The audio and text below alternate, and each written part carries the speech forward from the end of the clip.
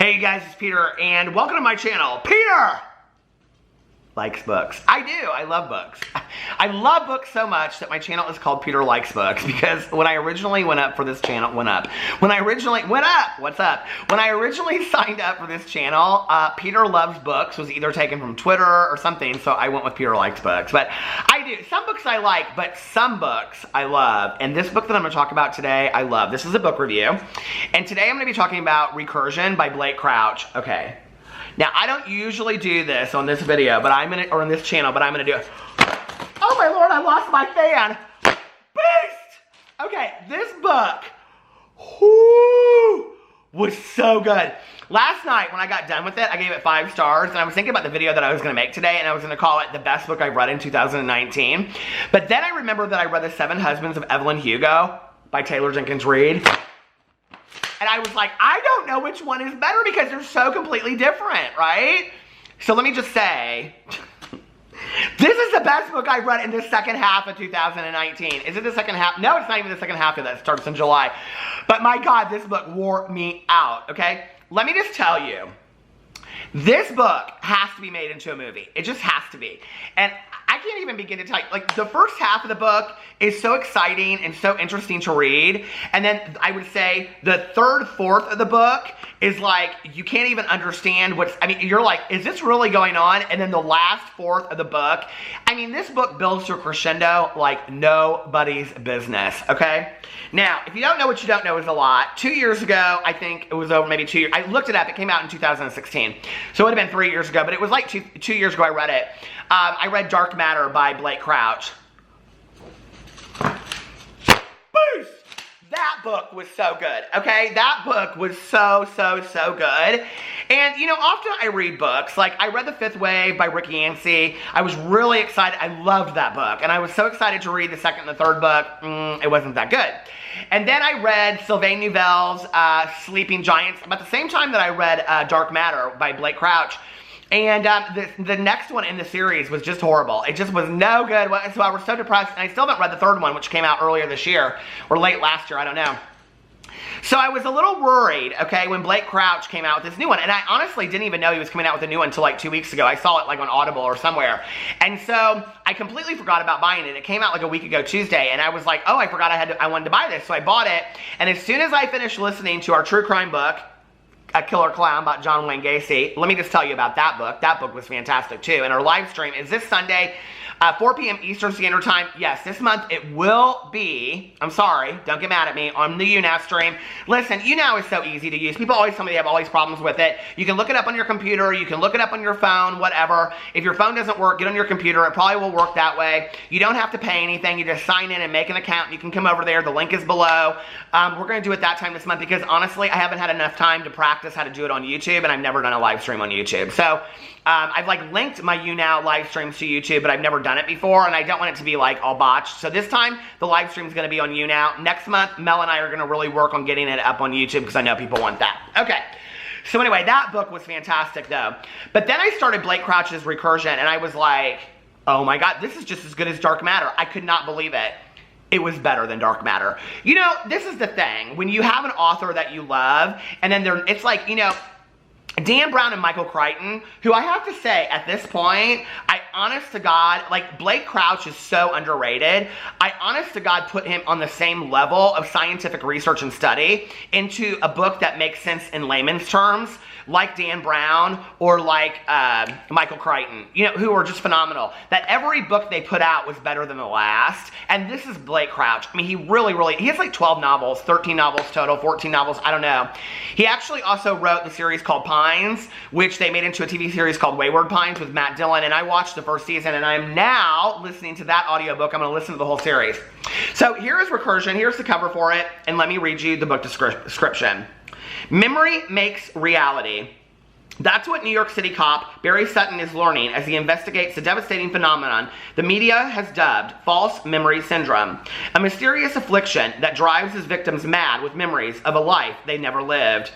Neuroscientist Helena Smith already understands the power of memory. It's why she dedicated her life to creating a technology that will let us preserve our most precious moments of our past. If she succeeds, anyone will be able to re-experience a first kiss, the birth of a child, the final moment with a dying parent. As Barry searches for the truth, he comes face to face with an opponent more terrifying than any disease, a force that attacks not just our minds, but the very fabric of the past. And as its effects begin to unmake the world as we know it, only he and Helena work together. I think I pronounced her name wrong. I think it's Helena. It's Helena. I've just listened to 10 hours of it. We'll stand a chance at defeating it. But how can they make a stand when reality itself is shifting and crumbling all around them? The book currently has 5,605 ratings and a current rating of 4.31. I gave it 5 stars. I gave it 100%. And let me tell you why, okay? Not only is this book entertaining, not only does this book have the most I mean, it has, like, in the last fourth of this book, it's like climax. I mean, you never know what's going to happen next. It is unbelievable, right? Not only that, but Blake Crouch is so fantastic that he maneuvers this whole, like, meaning of life, spiritual learning experience into this whole science fiction kind of book. And I describe it as science fiction. I've been saying this a lot, right? Because it is science fiction. But it's not like aliens and spaceships, and I keep on saying those two things, but it's not, you know, it's none of that. It's not other planets and whatever. It's about, like, physics, and I didn't even take physics, okay? In high school, college, none of it. I don't understand physics. If you said something to me was physics, I'd have to trust you on it, okay? I don't know. But all I know is that Blake Crouch makes physics interesting to me, not in one book, but in 2 books, okay? Because he did the same thing in Dark Matter. I will say this, if you haven't read Dark Matter, read Dark Matter and then read Recursion. They have nothing to do with each other, but they're similar in some ways. And for me, like, Recursion made more sense having read Dark Matter first. That being said, it wouldn't matter what order you read them in. If you read them back to back, if you read them at the same time, listen. I loved this book so much, I got it from Mel, from my book club, and she's reading Dark Matter, the physical copy, so she's going to be listening to this audiobook and read. Her mind is nuts, okay? She ain't gonna know what to do with her mind after this book, I'm telling you. It is so good, and the characters are just so well developed, and they're layered, they're multi-layered, and it's a little bit about time travel too, I will tell you. And I'm like somebody that, like, just loves the idea of time travel or memories. It's really, I wouldn't say time travel, but I don't want to spoil too much for you, but even if I did, even if I told you exactly what this book was about, you'd still have no idea reading it, because it is so complicated and complex. But this is the thing, like, have you ever read a book that is so complicated and so complex that you couldn't explain it to somebody else, but yet it makes total perfect sense to you? And it's funny because there's a quote in there, and I think it's from, like, Aristotle or something, and it's about time, and it's about, like, something about, like, I could explain time to myself or write it down, but ask me to explain time to somebody else and I couldn't. And because, like, every part of the book has, like, these quotes that go into it, which are, they're equally as fantastic. There's like a quote from Slaughterhouse-Five, and that might be the quote, I don't know. But it's kind of like that. It's like you couldn't really explain this book to somebody if you wanted to, but had they read it, you could discuss it together and be like, right, oh, right. But, like, I really think that everybody reading this book is going to have a completely different takeaway from it. I'm telling you right now, okay? If there is one book that you need to read this summer, besides The 7 Husbands of Evelyn Hugo, which is fantastic, but so different than this. Like, if you want an action-packed thriller book that has a deeper meaning to it, this is the book. Like, I'm telling you, this book is the book, okay? And this is my deciding factor when I give, like, you know, ratings to books.